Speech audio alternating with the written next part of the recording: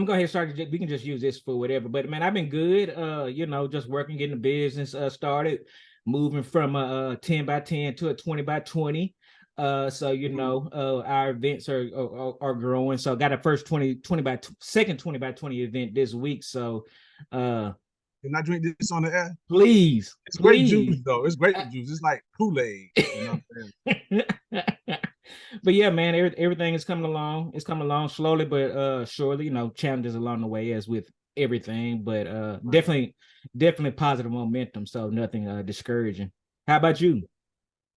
A, a business is just that. You know what I'm saying? It's like anything a new job or whatever, it's always evolving yourself. Mm-hmm. Business is like a whole nother person, regardless of what AI got going on, Mm-hmm. evolving, and one thing I learned was to be comfortable with the pivot. You know what I'm saying? It's like, and this, we could talk about this, and I know that this will go left, but with the ease of entry for business nowadays, especially in retail or anything that you're selling. I mean, with the business that you're in, like we have way more than enough stuff, right? Mm-hmm. Like Way. every year there's a new jersey. You know what I'm saying? Yes. Every year is going to be Yes. a new jersey. Yes. The guys are going to change teams, and then that one is more valuable. Now the people in the new city want the new one. The people in the old city, and Mm-hmm. so it's always, evolution with people spending money and where they're going to put it at. You know what I'm Mm-hmm. saying? So in a business traditionally where I sold clothing, with the ease of entry and with just the plethora of brands and just with so many people that's in the business now, uh, that just points to all the signs for me to continue pivoting. You know what Yes. I'm saying? So that evolution could come with drawing in media. It can be creating more of a personal brand. It can be helping other people with their e-commerce. So it's not just based on one sale, but I can kind of use it as a body, but have tentacles and limbs that branch off. Right. Right. So that's really been where I've been at. You know what I'm saying? Because it's more comfortable in that space anyway, right? Mm-hmm. Because I like product that sell itself. I Mm-hmm. don't want to, if I have to sell it to you, then Right. that ain't good work. Right. You know what I'm saying? Right. And with the amount of knowing what people want or thinking what they want, but how much money do they want to spend? Are people really buying that right now? That's a challenge that you got to push and pull and get a lot of things right to get a sale, without having to push or pull people to sell it. And so the pivot right now has been where I've been putting a lot of my energy, man. So, and then, even that's like, even though it's not a whole new business, it still is a whole nother thing that requires a different set of input. Skills. Your You know what training. I'm Yeah. saying? Learning. Like, Yes. Yeah. yeah, man. So it's a beautiful time to be a creator. You know what Mm-hmm. I'm saying? Like I typically don't call myself a designer. You know what I'm saying? But it's a good time to be a creative. You know what I'm saying? Because we can do stuff like this. Where in the Mm-hmm. past, how you gonna get a camera? Where you gonna get a TV from? Where you gonna get a Zoom meeting app from? Like all these things are lining up now to put the hands in the creators. You know what I'm saying? Yes. If And you're the not trying to, expense huh? and that expense of all of those things 10 15 years ago, and I want to touch on on that shortly, but the expense is completely different. You can't, no one should be able to say that they don't have an opportunity. If you've got a phone, you've got an opportunity. It's never been this easy. It never will be. It ain't never been this easy to get the information, to learn, to handle business on your phone, on the computer, email. It ain't never been this easy. Back in the day, and we can talk about a number of things, but I still have CDs. You know what Right. I'm saying?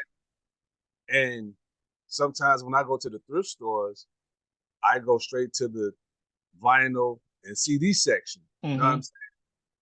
And some of the things I find, man, in those hidden treasures that are right in front of us because nobody's buying CDs no more. Right.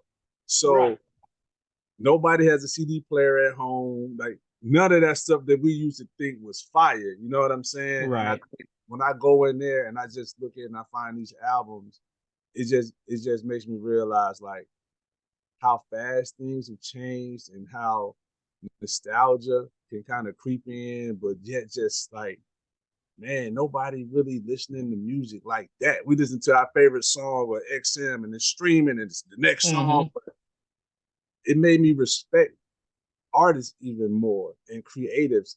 And so in what aspect?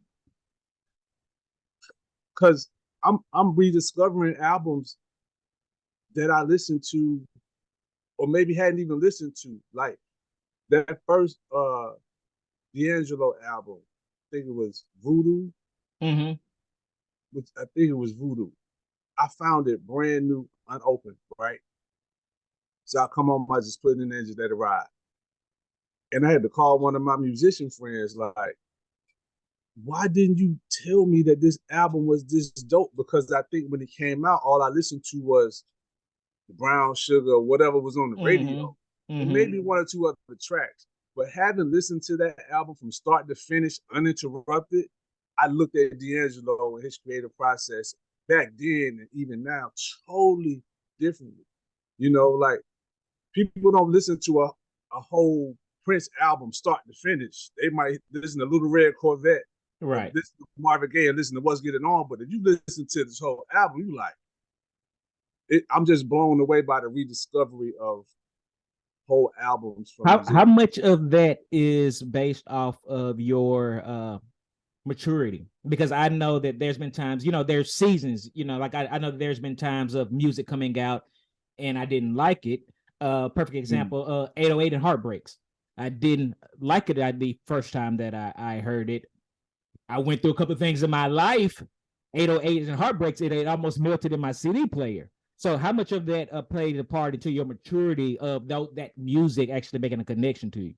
I think music appreciation definitely went up. I think bad music and aging out of current music, that's a politically correct way to say that. That's bro. Good. Well done. I'm learning now how to do these interviews right. without putting my foot in my mouth. Right. Like, read between the lines. Off record, right. we talk about it differently, but I understand how you age out of current music, right? So that helped. But also, I have a mentor that is heavy jazz. Heavy. I always love music. You know what I'm saying? You know how it is at your house. Your mom got this on, your dad playing it in his car, and you're jamming, and it's kind of tuned up. And then you hear the national anthem, and you hear Willie Nelson, and you go to, you know what I'm saying? Like your mind has kind of been molded from way back in the day, right? So now you catch up to what you're into, whether it's hip hop, whether it's R&B, whether some people sing, so they ear for R&B. Some people play instruments, so their ear is different. So for me, it was having a mentor that exposed me and challenged me to, I know you like hip hop, I know you over here, but do you know the importance of John Coltrane? Do you know the importance of Blue Note? Do you know the importance of the songwriters, the people that was actually arranging the music, the engineers? And I didn't. So I think I was listening to music, even though we paid attention to some hip hop producers,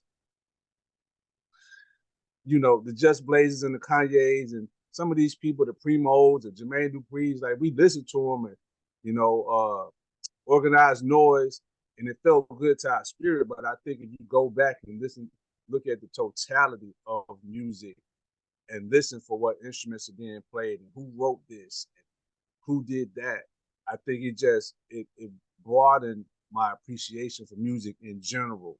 So I still like to party to hip hop, but do I want to listen to it sun up to sundown? Probably not. You know what I'm saying? It just depends. I'm going to the gym and working out, or I'm going to the West Side, then I'm gonna put the stuff in that's gonna morph me into that exterior. I'm like, I got my armor on, but if I'm chilling, cleaning up, making some soup or whatever, I'm gonna listen to something that's a little bit more mild. And right now, bro, I can't, man, listen, if you see my CD collection after we get off, I'm gonna send you a picture of it.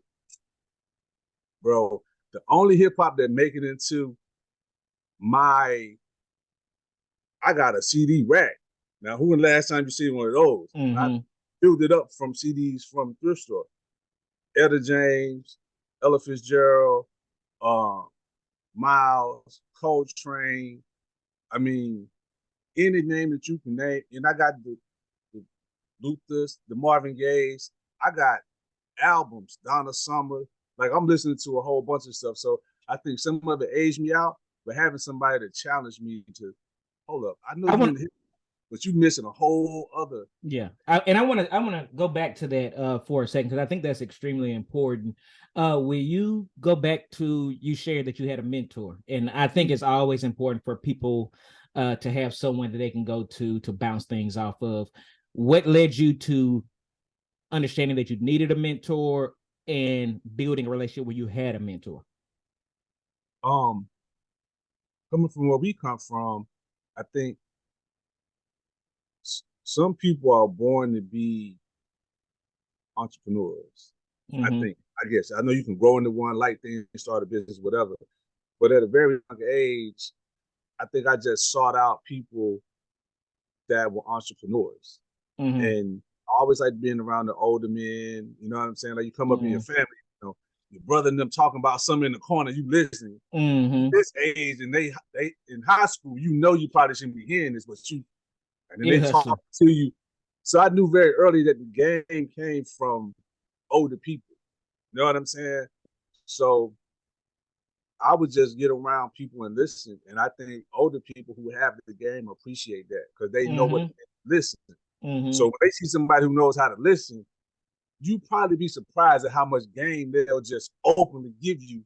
Want to give it. They will just open up the treasure chest and say, here. You know what I'm saying? They might not be able to tell you how to join a Zoom call, but they can tell you something about life that will probably help you. Right. You know what I'm saying? So as I've understood that, and I've always understood that, I listen. And this particular gentleman was just one of those guys that was like, he told me this. He said, you my last scholarship. You know what I'm saying? I never forgot that. And I remind him of that. And I'm like, I've just opened up a treasure box. And the things that I was into that he thought was maybe too new school or it was BS, we were able to continue forming this is how you see it, this is how I see it. We meet in the middle. You help me, I help you. You know what I'm saying? So he never stopped learning. So he was even never stopped learning. Yeah, and so it was good for me to come meet him being younger and then be able to help him in things that he needed, and then he was still able to impart as much wisdom as he saw fit. And he's corrected me so many times, bro. He corrected me so many times that I just was like, I'm gonna do somebody like this one day. You know what I'm saying? And I think as much as I like to help people, like where we come from, like to help people, you can get stretched real thin trying to help too many people. So something like this can help whoever really wants to get the game and get it openly and freely. But a mentor, man, I think that's probably one of the best things that you can have, bro. You don't never know it all. You know what I'm saying? No. And so, how people you say you can learn a lot from a dummy. You really can learn a lot from anybody. Whether it's somebody that's showing you how not to do something or somebody showing you how to do it. 1,000%. You got two of these and one of these. You know what I'm saying? It's for a reason. For a reason. Yep. Let's go back because I want to dig into the foundation of where you are. Let's go back to going into college. What was your career goals from high school going into college? Again, I always was I thought I always wanted to be an entrepreneur. There were times I questioned that, but I went into the business school thinking, especially coming from a small town, I was just so open to, my thing was New York. I really was trying to get to New York. Because anytime you saw the movies, they were shot in New York. It was the cabs, the trench coats, the suits, the briefcase. Media maker. The limousines, the high life, the skyscrapers, the subway. And at a very young age, this where the money at. So I looked at that and compared it to where I was, and I didn't see any of that. So I'm like, this has got to be the epic center of business. So my thought process was go to school, get a business degree, find a job in New York, and you've made it. You hear you can make it in New York, you can make it anywhere. Right. So I really was, tuned up like get this degree and get to New York. And true story, I applied for several jobs that was in the World Trade Center.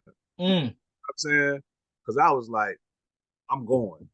If I get this job, I don't know nobody there, I'm going. New start. Yeah, because you got to think about it too. I'm a hip hop baby. So the hip hop influence of Yo MTV Raps, Rap City, the fashion. At that time, it was no bigger. I got to get there. Right. So I really wasn't like, I want to be an accountant. I just knew, find out what's going on in business. You'll find your lane and just get to New York. You know what I'm saying? What's crazy is when I was at Bama, I wanted to start a bar and a grill. Being where we from, you know, with the student population, that seems to be a huge bulk of money, pot of gold right there. So I'm like, if I can start a club or a business or whatever, right now, I can get money with all my friends, then keep it after I graduate. If I don't make it in New York, I can make $2 million in 3 years and I'll be good. Right. But my intention was to get to New York. You know what I'm saying? And I didn't even know what I wanted to be, but it was years later I felt shortchanged because I didn't know as much about the career of advertising, of media, of brand management. You know, I always like fashion, but nobody never sat me down and says, okay, this is the field of marketing. And these are all the jobs that you can do in that field. And so if you really like fashion, then maybe you should go into brand direction or creative direction. And your degree was in? My the one from Bama was in business administration, but it had a focus in marketing. Okay. And the one from Clark, same way, MBA, marketing and advertising. But you know, along the way, you learn the finance, you learn the accounting, you learn, and it always was a small business element to my curriculum because I knew I always wanted to be an entrepreneur. So everywhere I went, I always took entrepreneurship classes. Just really in the effort to try to learn what I didn't know. And what I learned was I learned more from doing than I did sitting in the class. Always. And, you know, that was just, I don't think college at that time did a really good job of aligning my interests with a career path. Because had I worked for, you know, Louis Vuitton or Ralph Lauren back then, I'll probably be at a different space, but I didn't even know how to even infiltrate that from the bottom up. I wasn't a designer. You know what I'm saying? Like, I was more of the business mind. Hey, let's market this like this. But nobody never sat me down and showed me the inner workings of a brand or some of those jobs that were in those fields. It just was, I was just out there going to business school. So when you go back to when you said that you felt cheated, is this what led you to going to Clark?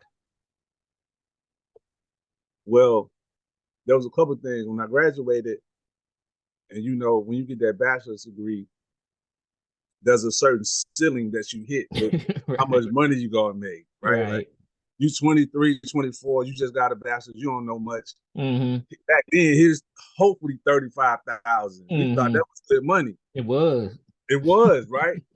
Don't try to date me like I'm from the old era with 35. Easy. I know. Hey, I've been trying to do good. I've been holding in this whole session. Let's keep it. Let's play fair right now. You know what I'm saying? But I thought 35 was a lot of money.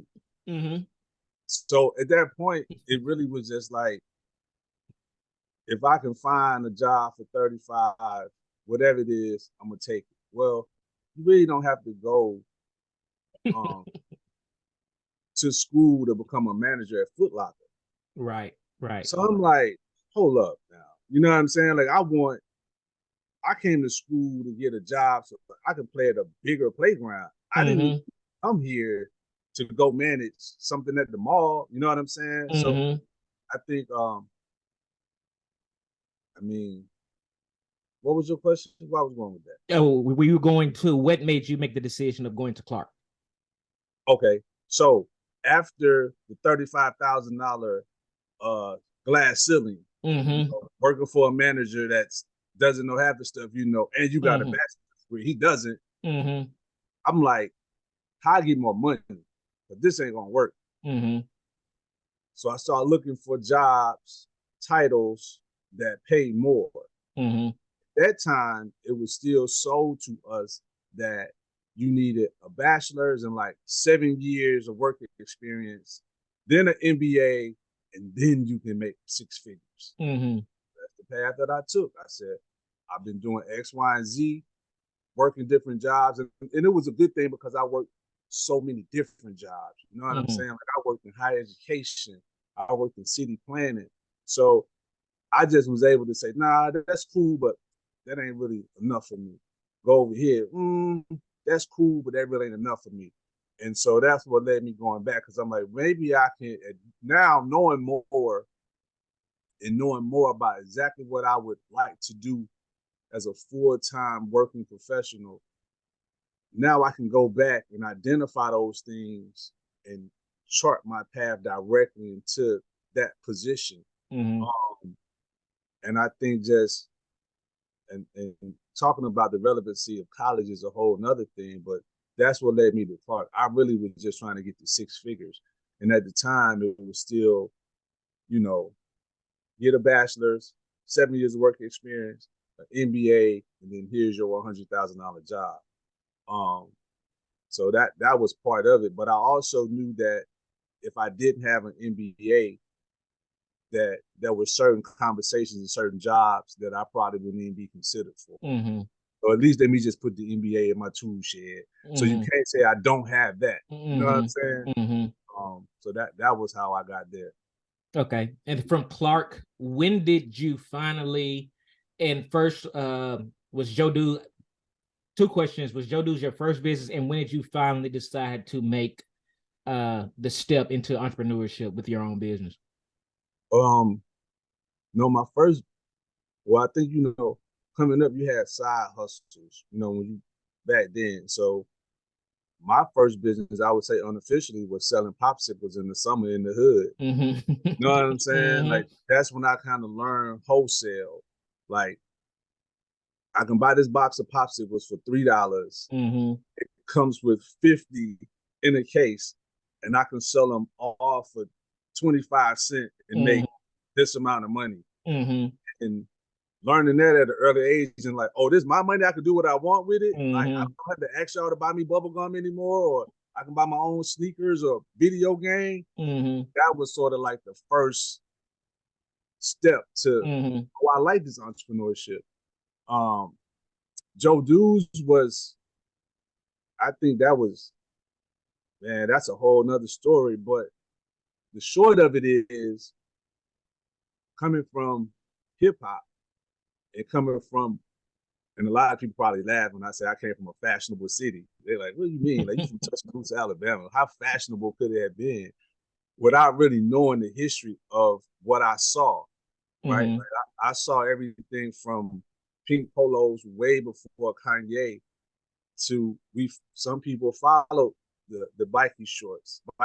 Some people followed the Umbro shorts. Some people followed the UNLV starter jacket. Some people followed, and so we saw and kind of had a little bit of everything.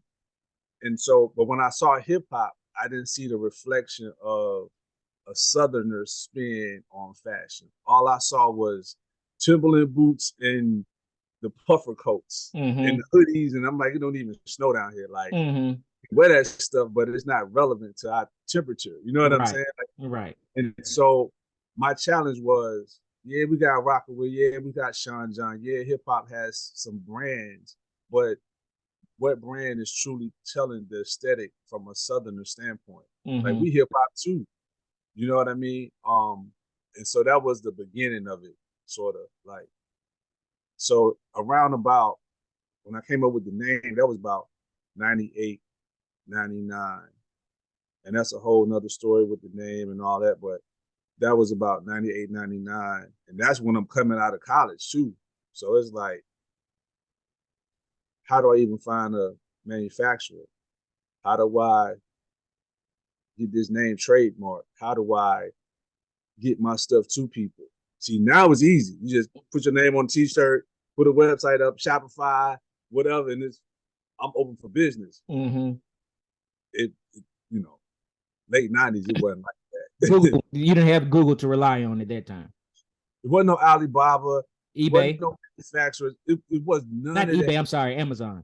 Amazon, like it was Right. none of that, bro. Like it was none of that. So to have that dream with none of those things there seemed very far-fetched. How you gonna do this without going to New York? How you like with no money, you know what I'm saying? Just a dollar in the dream type thing. You know what I'm saying? So that was around by the time that I was just like, all right, whatever.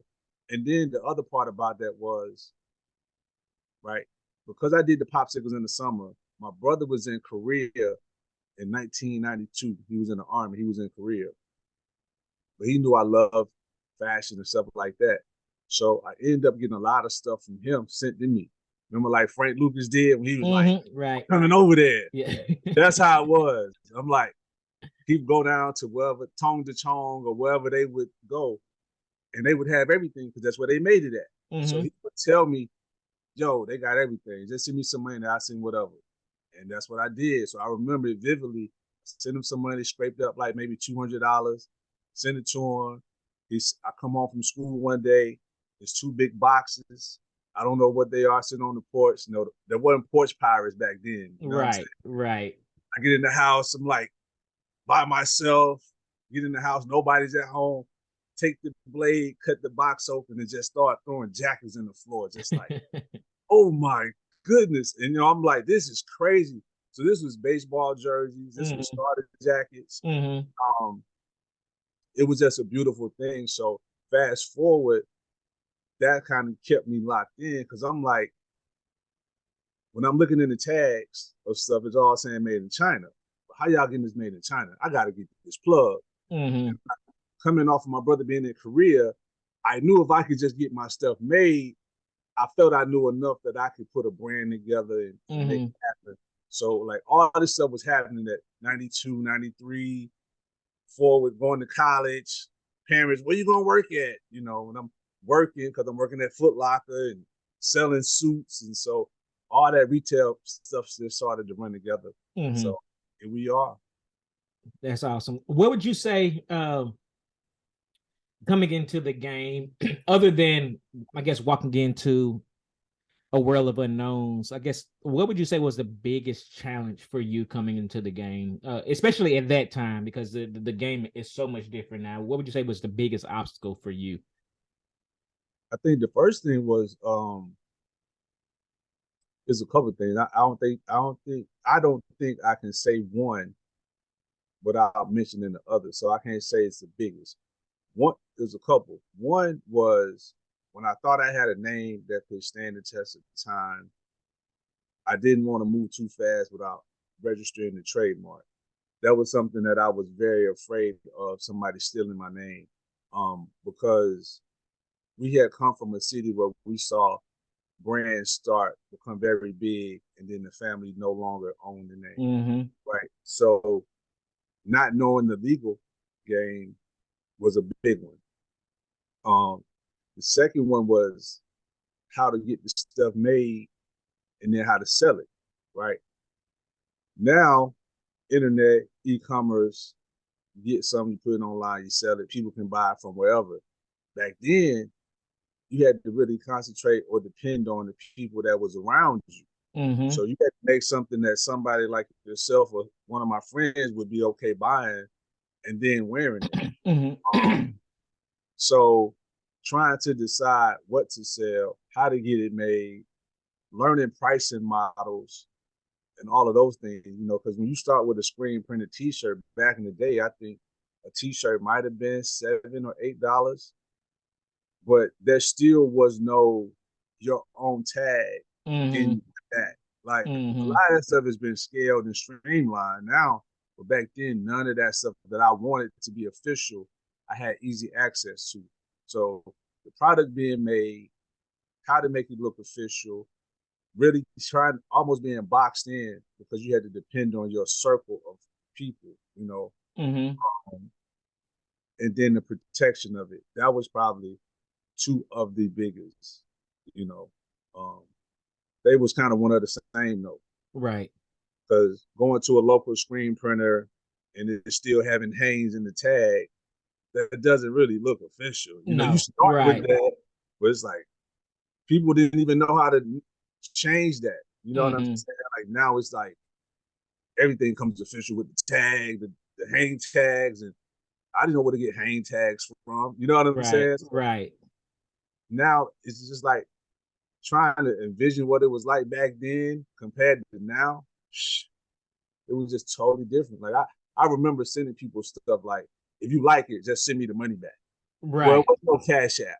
Right. So they literally, if it wasn't a Regions Bank in wherever my cousin was in Chicago, they got to put the money in the mail. So people don't even think about that, bro. Like there was no just go to my website. Right. I'm going to send this to you. I'm packaging it, paying for postage, sending it to you. It wasn't even that much tracking back then. Right. Right. I'm calling. Did you get it? Yeah, I got it. That's your You like it? confirmation. Yeah. But the customer service one-to-one was different. But all of the stuff that makes business easy now, I didn't have when I started. So anything that you can think of, whether it was receiving payment, that was Different Stone word. Age. It was a Stone Age. I want to go back to where do I want to go from here? Where you kind of shared where you said that make sure I got that question right. You said early on that there was times that you questioned being an entrepreneur. Were Yep. these the challenges? Were these the challenges that you faced that made you question being an entrepreneur? No, I think it was when I got to the point where I wanted to sell. I started doing a lot more brand research. I started to get into more of the psychology to what made people buy certain things. You know what I'm saying? Like, there's a reason why certain brands, certain colorways, certain things that hip hop artists wore in the video, it was certain things that made us say, I want that. And that part of studying the game started to change and say, well, you need a lot more than just your name on a t-shirt, because people are not just buying a t-shirt based on the name. They're buying it based on, seeing Spike Lee in it. They buying it seeing back then, which wasn't an influencer, but they buying based on what cool guy, star athlete at school, what he wearing, or what you see on TV. The movies. Yeah, it was a whole lot of stuff that I didn't understand. So when I started getting into the psychology of a purchase, it made me say, you got to step your game up on this level, this level, and this level. And a couple other people behind me that got it really right was like Ralph Lauren and Brooks Brothers. So I studied them and didn't know why I was falling in love with the brand. And a lot of time it was the imagery. Like I'm reading the Ralph Lauren book, and he talks about, and people in the book that they interviewed talked about that. It really was his imagery. They said there's not many brands that you can look at and say, that's Ralph Lauren-ish. You really can't look at an ad and say, that's Chanel-ish, or that's, now maybe with Louis Vuitton, but back then it's not too many. And so with imagery, I started paying attention to, damn, I got to shoot an ad campaign. Didn't know what an ad campaign was. So that's part of me looking at business saying, it's a lot of stuff that I don't know. Right. And that's kind of started to seep in my spirit, because I'm like, there ain't no rich uncle. I can't get the NY. How am I going to compete with all these other brands and the hip hop element and stay true to the South? And you just sitting there, you like, this is a huge element that I'm trying to eat. You know what I'm saying? I'm trying to slay Goliath with less than, and that, bro. So let me fast forward. That led me to wanting to sell the most unurban, non-urban thing that I could sell, which was bow ties. Mm-hmm. Didn't know many people that wore bow ties, but I did want to be an urban hip hop brand. Mm-hmm. So now I'm like, I come with bow ties. This gonna kill them because they ain't gonna see this coming. And that's true to the South. And but I don't know how I'm gonna get a manufacturer though. Mm-hmm. Who do I know? So this, but now the evolution of the internet is catching up. So you can go type in bow tie manufacturer and start talking to people in other countries. But then it's like you got to know when they're available. Send an email, Mm-hmm. and not get an answer back in 2 or 3 days. Still wasn't no Alibaba. This Mm-hmm. still was those manufacturers were still trying to figure out how they reach people like myself. Mm-hmm. You know what I'm saying? I'm just Mm-hmm. expecting them to understand English. Is this transcribing into their language so they can know what I'm saying? So it was a lot of things that kind of defeated me. Mm-hmm. I just kept like, I'm gonna figure that out. And every time I went a little step closer, God just helped me. And I ended up finding a manufacturer at a at one of the little things in Atlanta. Came to Atlanta. It was some brothers at the table, and they had ties and bow ties. And I'm like, I need y'all. And they weren't even a wholesaler. They weren't even the middleman. They just took a chance with me. Like, we can do it for you. And eventually I got 2 bow ties. I got about 50 of them a piece. And I think they charged me $7 a piece for each one of them. So it's right at $700, a little shipping in there. Mm-hmm. I had this girl that I knew. I was working with her. She designed them. She was in school being a graphic designer. She designed them for me. So I never did none of this stuff. Like, I didn't make Mm-hmm. the bow tie.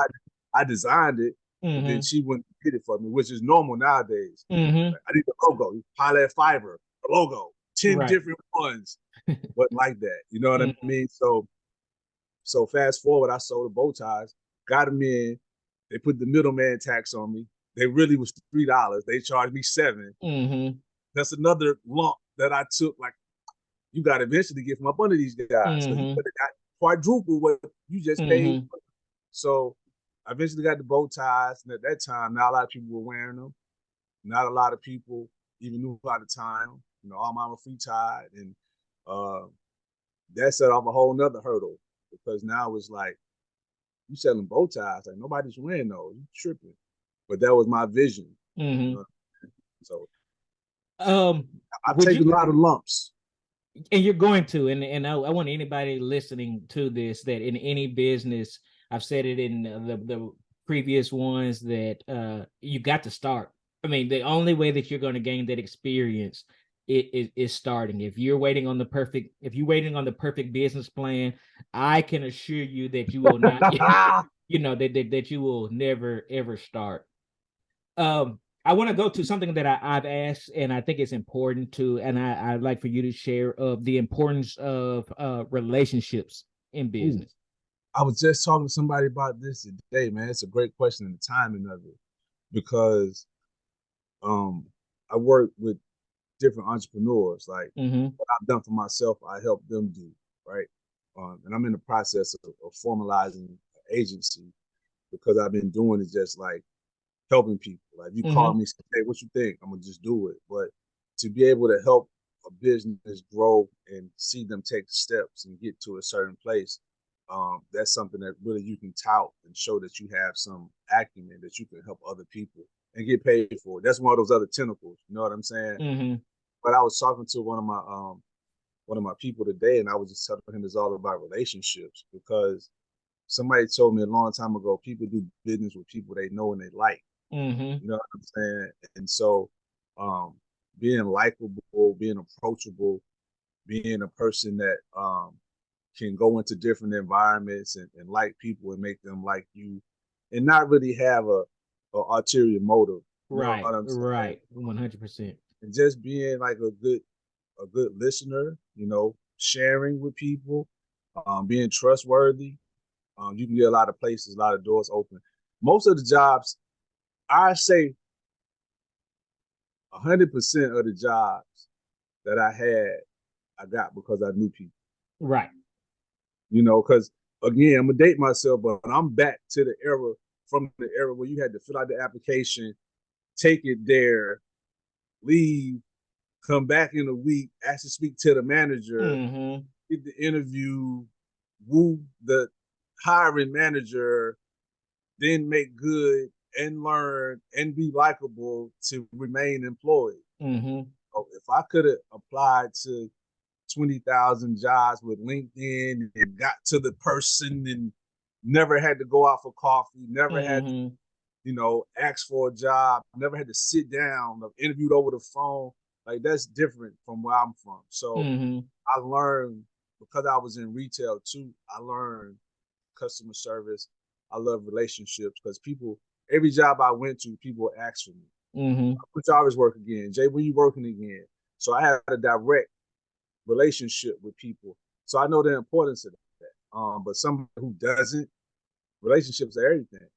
You know what I'm saying? Because there were times that I didn't have money that people that I knew did stuff for me on the strength. Like, nah, Jay, you good. I got you. And I'm forever indebted to those people. And I can name them, and they still do that for me. You know what I'm saying? Like, and I take care of my people, but that's who I am, because that's a relationship, right? It shouldn't just be one way. Dad, he always asks me for this. He ain't coming with $20 for me. Nah, I never been like that. But if you help me out when I needed it, then I ain't gonna forget when I'm up. I'm gonna take care of you. But that's just relationship. That's right. That's having a good name. You know what I'm saying? If you talk about your face card, and you got to keep your face card good. Backstabbing, doing stuff, being slight, that ain't gonna get you nowhere. Karma real.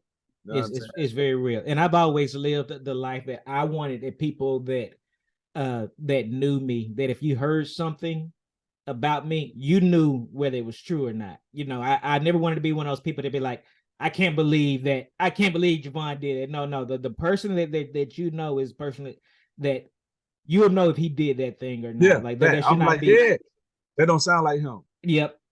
Like, and that's a whole nother thing, because when people do that, like sometimes they know your greatness and their own securities can play out in them.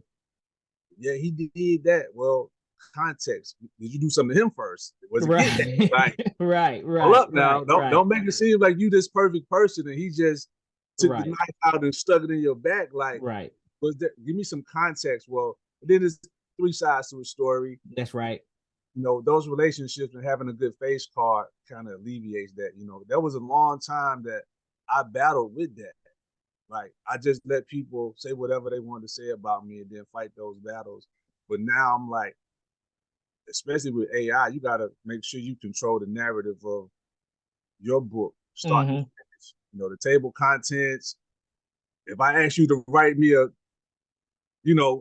tell me 10 things that I need to be able to come to somebody who knows something about me, who's going to say the right things and just tell the truth. You know what I'm saying? I don't listen to that, but when people know your greatness and, some things that you may do great may remind them of their insecurities and their shortcomings. And so, but relationships that with good people, they know, like, you can't tell me nothing about him. Right. You know what I'm saying? Like, nah. So relationships, man, from a business standpoint and just personally, that's important, man. That's important. And everybody ain't going to be your day one ride or die, but,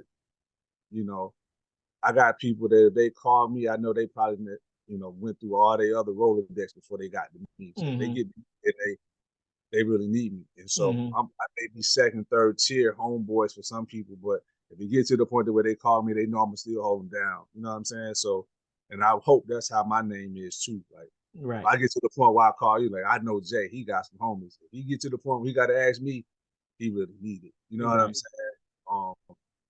And it's real, man. That relationship thing is big, huge. Moving on, and I wanted to ask, how do I want to ask this? Yeah, I've got a 2-part question. So the first question is 2 people that I'm talking to here. Is the question is, if you had to go back to 20-year-old Jarvis and give him a piece of advice, what would you say? And at the same time, before you answer that, I want to say, if you had to come to just a 20-year-old entrepreneur that you don't know, what piece of advice, one piece of advice would you give?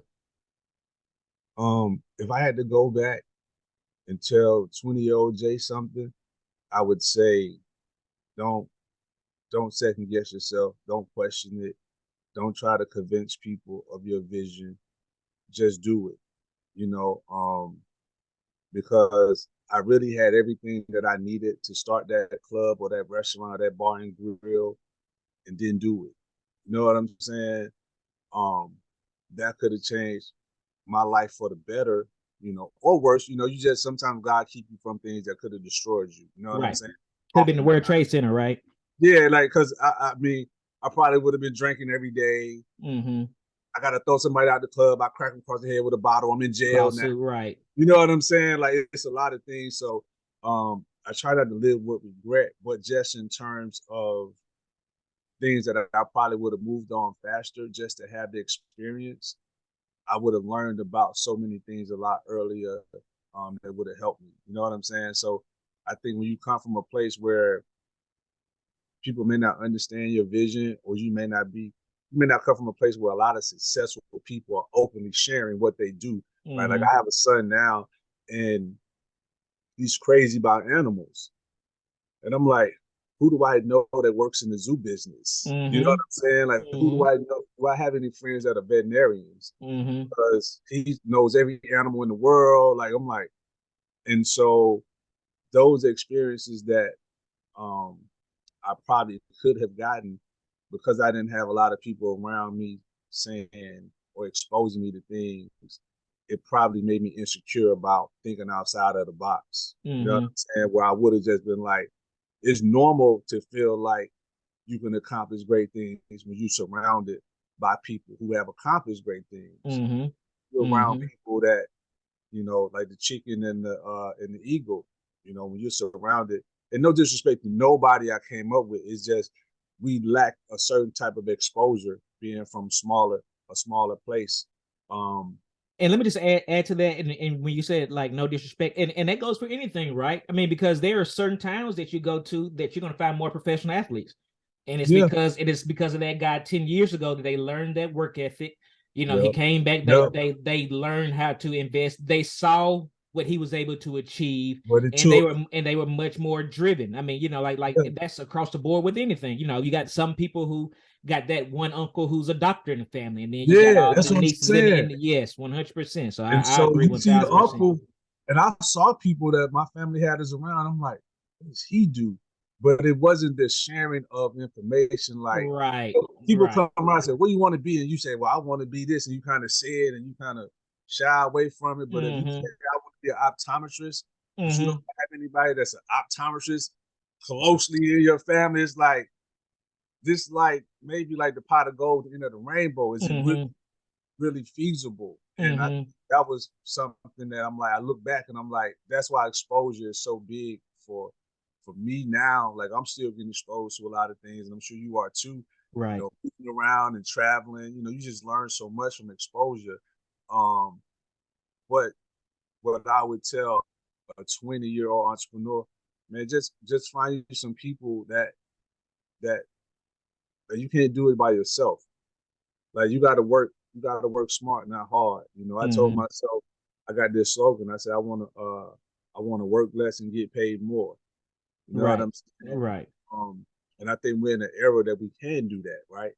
Um, but coming from where I came from, like I just had to put the work in. Like there was no way around it. But work smart, and you can't do it by yourself. Like nobody is every tool in the toolkit. You know what I'm Nope. saying? Tool Mm-hmm. shit. Like, if you're a saw, you a saw. Right. I know what I do well. So Mm-hmm. I don't try to be the accountant. I don't try to be the lawyer. I don't try to be the web designer. I don't try to be those things, and I'm not. So the best thing to do would be to identify people that can help build your business and just get out there and do it. You know, Yeah. it's a learning process. I agree, and I just want to add on to something.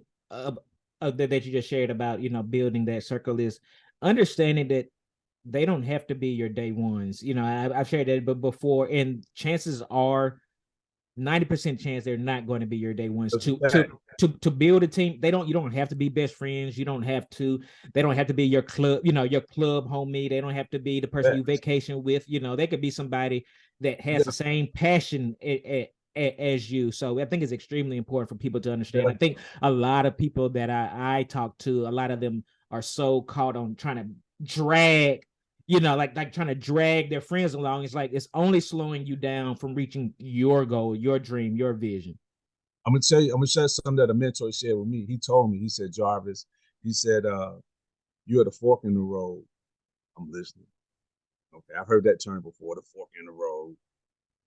And he said, where you going? He was like, some people you're gonna have to leave behind. Mm-hmm. So here I am with the loyalty bug, the loyalty angel on my shoulder. Right. Stay true to your dogs. That's right. Stay true to the homies. That's right. I'm like, yeah, you're right. I give the angel with the hat back. Yeah.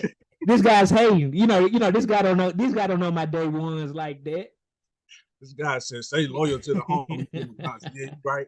The angel got his hat turned back though. You know what I'm saying? Like, bird. You know what I'm saying? And then when my man hit me with that, I'm like, he's telling me to go against all the things coming from a small town with as many people I thought were my friend. He's going against all that, saying, you going, some of these people gonna hold you down. Like you can't, like you gotta grow. And he said they'll bring you down before you bring them up. And that really hurt me, but it cut me to my core because I'm like, how I do that, and then go back to the hood, and still attached to that, like go back to the hood and keep it real. Like everybody doesn't. My mom always said everybody's flower doesn't bloom at the same time. That's right. And it was things like that that was like, all right, Jay, like, are you going to be them or are you going to be you?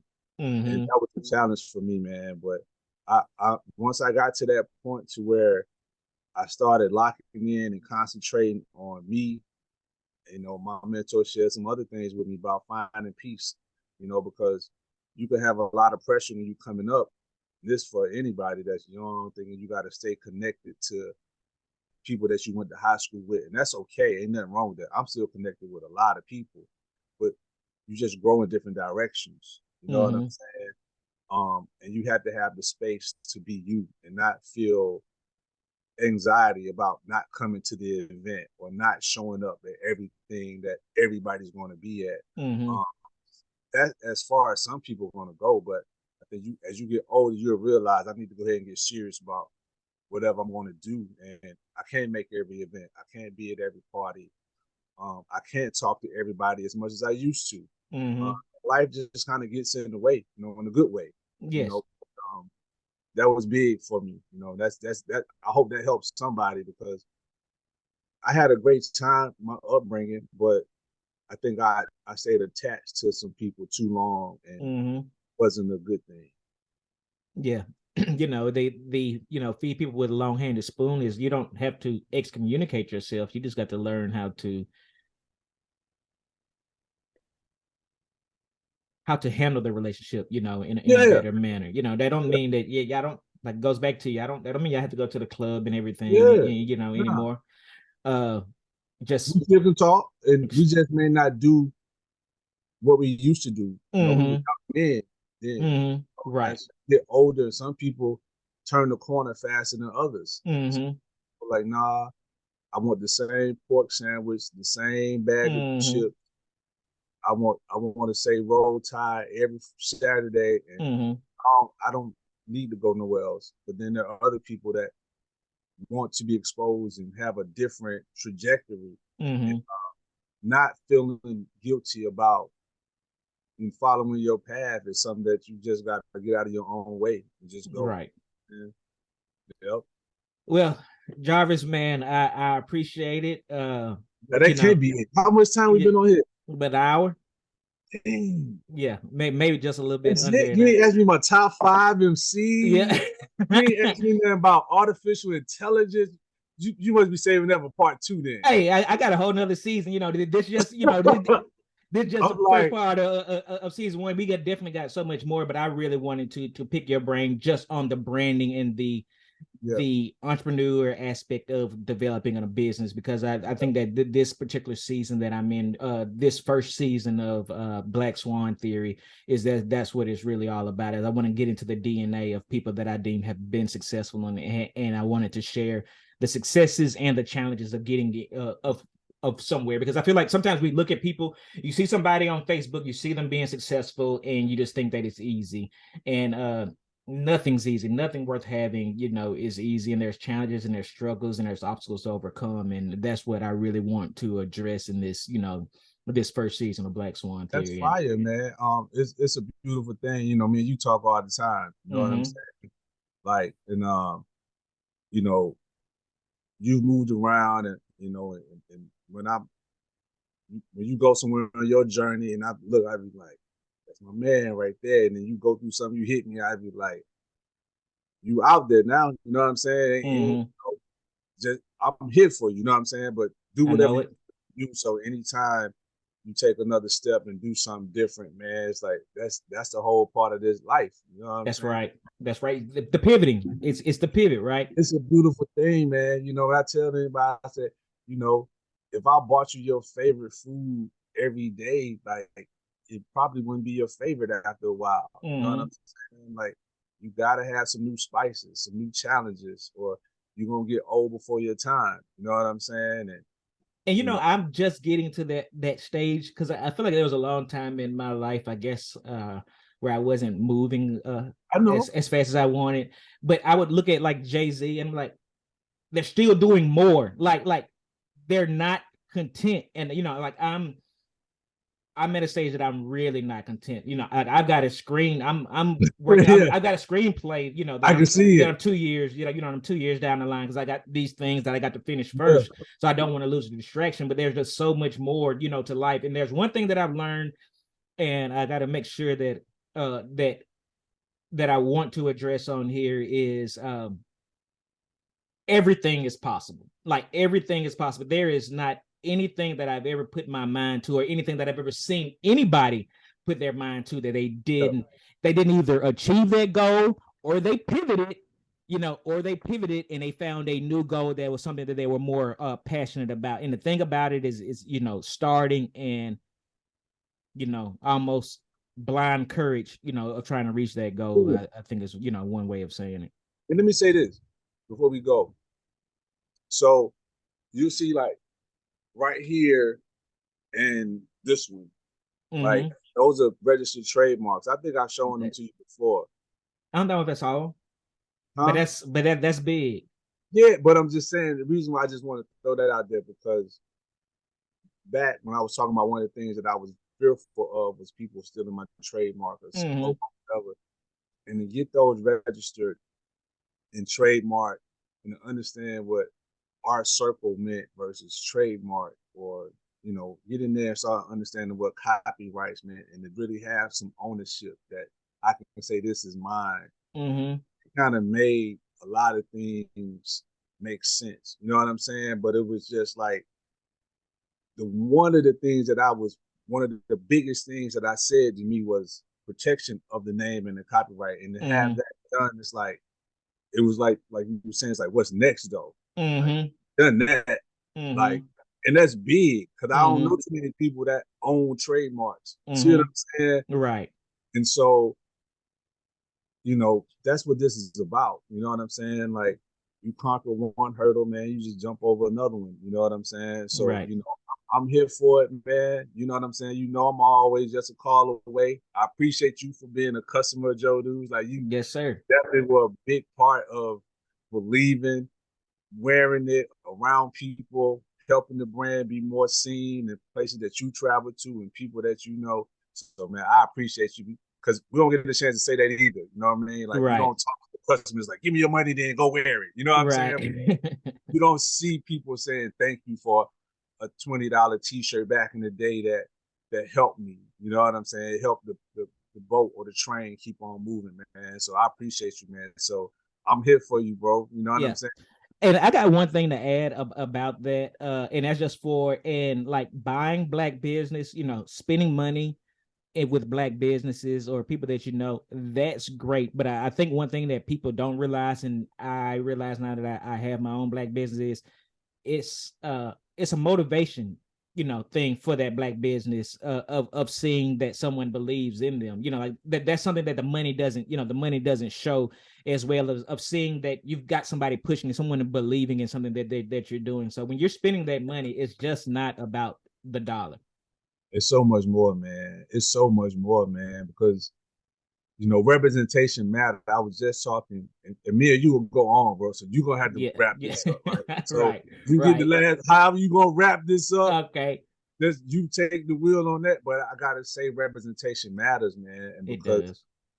me and my wife, we was just talking about like I watch Bloomberg and CNBC like every day. I start my day with business news, and I was telling her that I never see like a black man or woman represented full time on CNBC or Bloomberg.